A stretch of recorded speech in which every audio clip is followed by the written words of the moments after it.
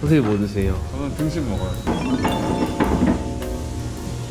우리 아들이 얘기한 게 뭐냐면 우리 아들 학원 선생님이 구독하고 있대. 아 진짜요?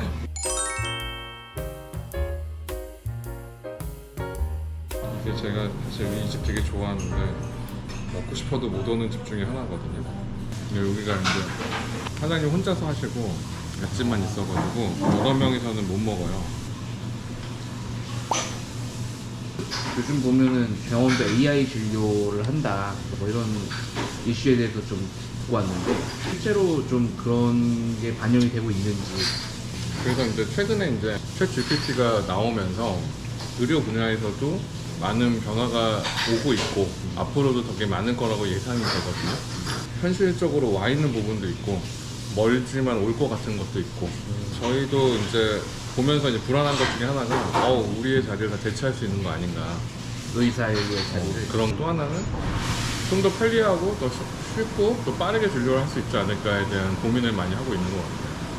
선생님께서 생각할 때는 당장은 아니더라도 향후에 실제로 뭐 의사가 없는 시대가 올 수도 있는 걸까요?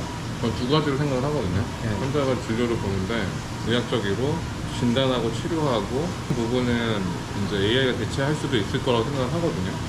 근데 의사가 환자를 만나는 데 있어서 제일 중요한 거는 약을 주고 진단해주고 하는 기계적인 부분이 아니라 그 사람을 공감해주고 지지해주고 그런 교육이라든가 환자하고의 공감, 유대감 이런 것들도 되게 큰 부분이 있거든요. AI는 그런 것까지 할 수는 없으니까. 그렇죠. 아마도 단순하게 뭐 약 주고 진료하고 하는 것보다는 환자하고 만나고 대화하고 하는 거는 끝까지 남지 않을까 싶어요, 사실. 실제로 엑스레이나 CT 판도까지 가능한 경지까지 왔나요?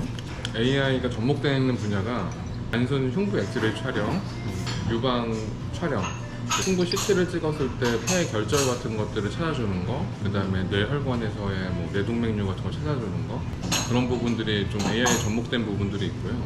심전도 같은 것들도 AI가 좀 판독해주는 경우도 있고, 종합병원 같은 데나 입원 병실이 있는 데는 환자한테 이제 혈압이라든가 심전도, 뭐 산소 포화도 같은 것들 계속 측정을 하면서 이상 반응이 있으면 의료진한테 알려주는 시스템 이런 것까지도 AI가 도움이 되고 있어요. 아직까지는 이제 AI가 판독해주거나 어떠한 결론을 도달했을 때 그게 확정 진단이 되지는 않고요. 도와주고 있는 형태 정도죠, 아직까지는. 최종적인 컨펌은 의사가 내는 거지만. 정확하게 말을 하면 네. 최종 판독은 의사가 하고요, 아직은. 그러니까 예비 판독을 해준다는 정도. 오리베스 내과에서도 AI를 사용하나요? 그 저희 병원에는 이제 루닛이라고 하는 회사의 프로그램을 흉부 촬영하고 유방 촬영에 사용을 하거든요.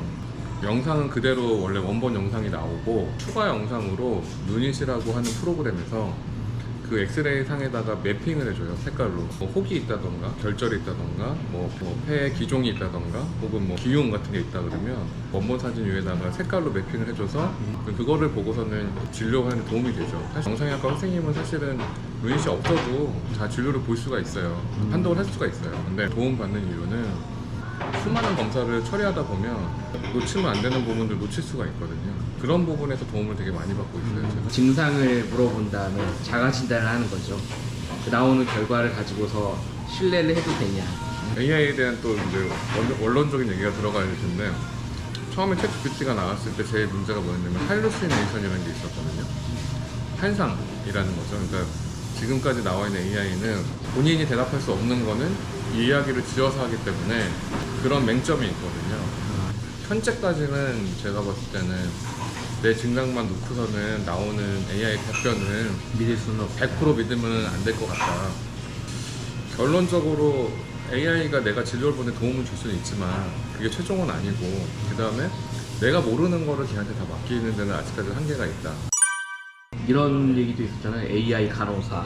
AI 간호사는 아직까지는 제가 봤을 때는 뭐 없을 것 같고요.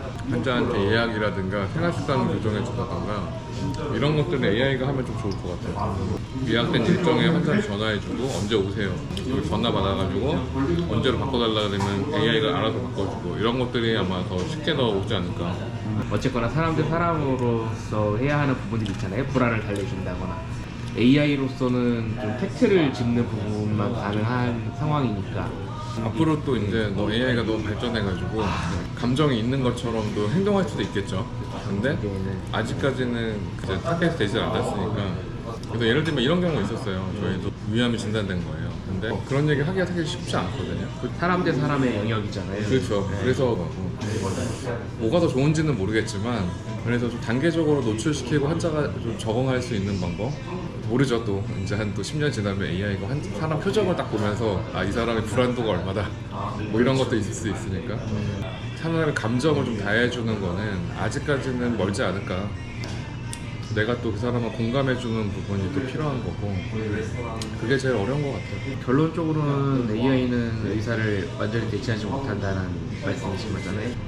완전히 100% 대체할 수 있겠느냐 그거는 법적인 문제도 있을 거고 또 환자들이 다 원하지 않을 거라고 생각이 돼요.